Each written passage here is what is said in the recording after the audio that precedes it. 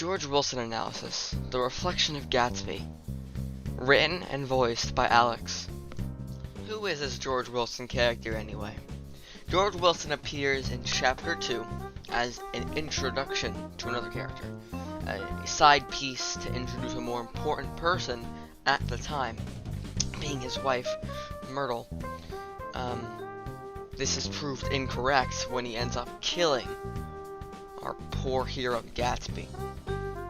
The quote there is from page 179. A really important part to take out of that is this is when he comes back.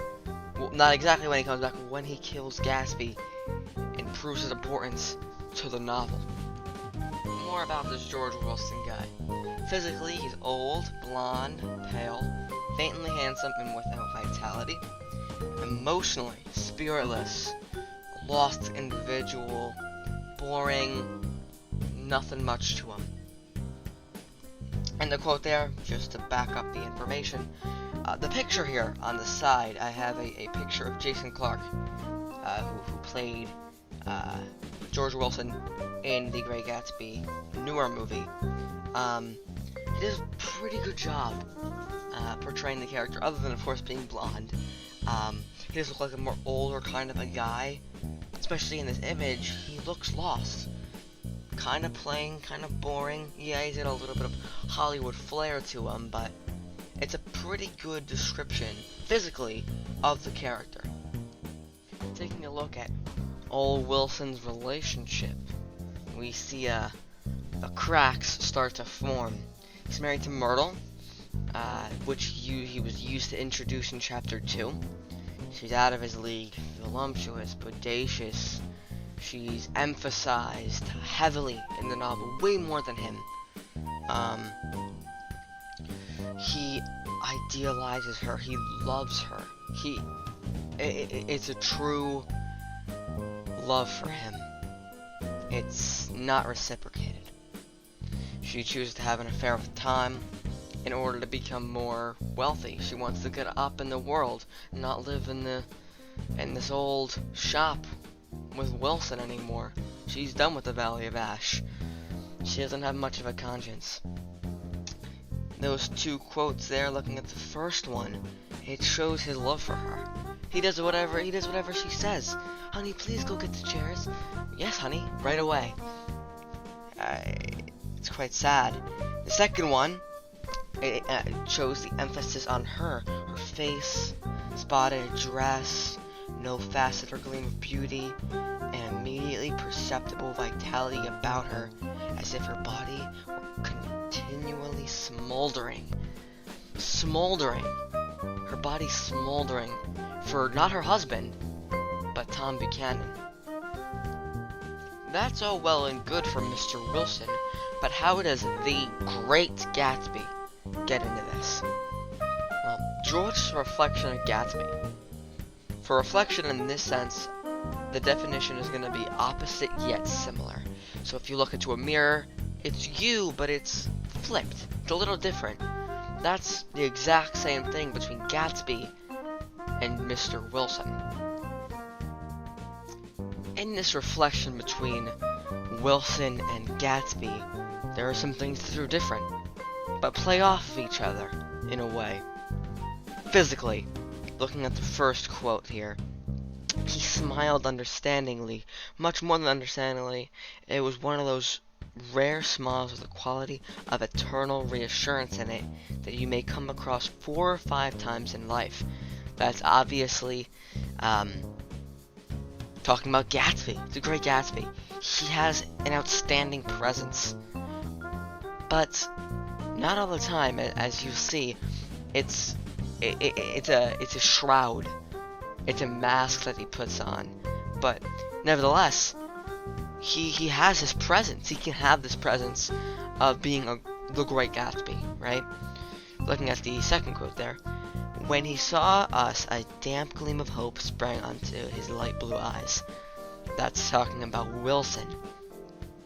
Now, he doesn't have this great persona that J. Gatsby has. He's just George Wilson, you know? He's Comparing the two of the great Gatsby and Wilson, Gatsby has this presence that Wilson just can't live up to. Emotionally. First quote. He was one of those men, one of these worn-out men, where he wasn't working, he sat on a chair in the doorway and stared at the people and the cars that passed along the road. When anyone spoke to him, he invariably laughed in an agreeable, colorless way. He was his wife's man, and not his man. That's really important. Of course, talking about George, he's plain, he's boring. He is nothing like the lively, energetic Gatsby. He lives for his wife. Looking at the last quote there, the familiar expression held no more familiarity than the hand which reassuringly brushed my shoulder, and suddenly there seemed to be a pleasant significance in having been among the last to go, as if he had desired it all the time. Gatsby is important. He has this important aura around him that Wilson doesn't have. Wilson works, and when he doesn't work, he does nothing. He does nothing. Gatsby, he parties. He's important. Those are the two, those are the big opposite factors when talking about Wilson and Gatsby. But again, they play off of each other. They're exact opposites. They're not wishy-washy in any way. Moving into the similarity between these two great characters, we first have to hit on physical and emotional. Obviously, before, it was obvious that they're opposite, right? I mean, Gatsby's great, Wilson's not, but that's not exactly the whole truth. Looking at that first quote, he stretched out his arms towards the dark water in a curious way. As far as I was from him, I could have sworn he was trembling. This is Gatsby. The great Gatsby? Trembling? Come on, that can't be him, right? That's actually one of the first times that you get to see Gatsby. But it's, again, that mask that he puts on for Daisy. He does this all for Daisy, but really he's kind of almost the same person as Wilson. He's that poor guy. He was that poor guy. It's a little different now, but deep down he's the same person. He's scared. He wants something. He wants Daisy. Moving on. The American Dream. Gatsby has the American Dream. He has succeeded. He's grown from nothing and went to greatness. He's the great Gatsby. Wilson's trying. He doesn't make it, obviously. In a sign from Fitzgerald that the American Dream's impossible. And, you know, as shown by Gatsby, he dies. The American Dream is not possible. It's not something you can make. It's a faraway fairy tale. In novels, it's possible. Not in real life. This novel portrays reality. Next up, Reflection of Love. Right? Gatsby and Daisy and George and Myrtle. Obviously. Gatsby strives for Daisy in the way that George strives for Myrtle. But it's not as obvious with George. You know, he's married to Myrtle, so, I mean, why would he have to strive for her? Myrtle doesn't like him. Myrtle doesn't care about him. Everything that he does, he's striving for her, he cares about her. Looking at that first quote, or rather, second quote, he hadn't once ceased looking at Daisy, and I think he revalued everything in his house according to the measure of response it drew from her well-loved eyes.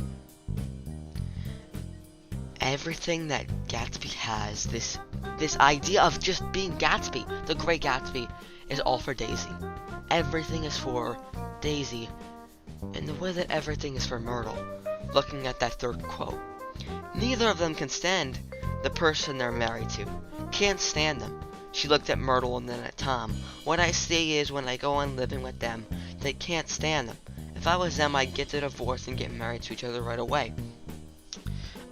This one, Catherine is talking about Tom Buchanan and Myrtle.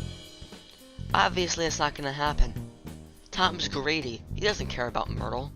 Sure, he doesn't love Daisy, in the way that Myrtle doesn't love George, but he's not gonna divorce her for some poor woman like Myrtle.